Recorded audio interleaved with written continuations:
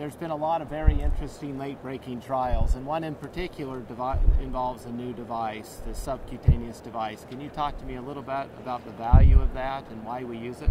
Well, there's a theme here at HRS of avoiding leads or intervascular leads with devices. And one of the ways of avoiding a defibrillator lead from being endovascular is to do a subcutaneous ICD.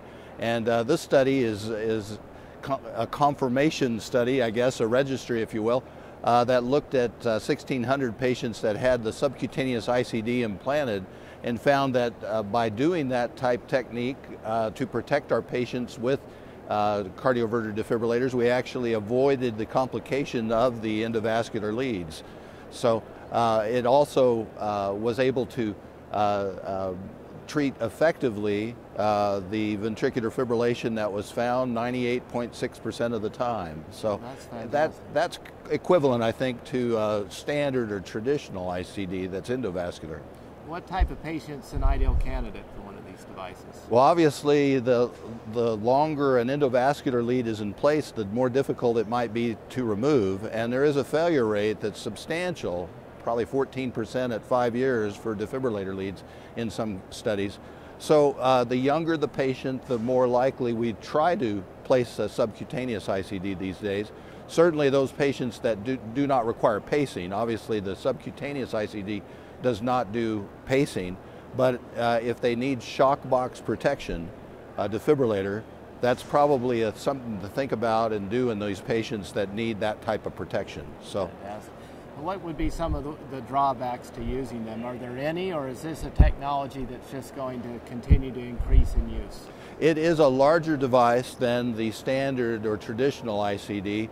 So very tiny patients, sometimes it's hard to squeeze it in, but most generally, adult-sized patients, we can do it in almost all comers.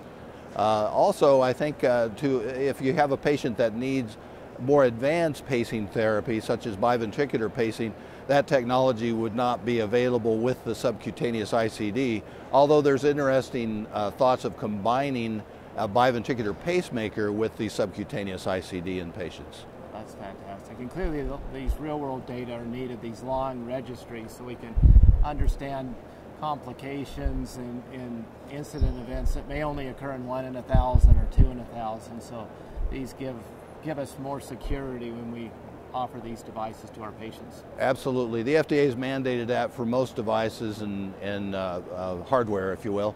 The subcutaneous ICD was released in 2012. So we've had a 5-year experience basically with the implanting of these devices, and I think it does provide a good alternative for our younger patients, but also those that are even older that just need the shock box protection.